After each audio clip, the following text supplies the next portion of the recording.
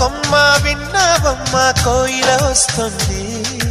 విన్నానమ్మ తీయని వేణువు రమ్మను పిలుపులని. నాటు దుత్తి దుక్కుతాన దుత్తి తాకు తాకుతాన నాటు దుత్తి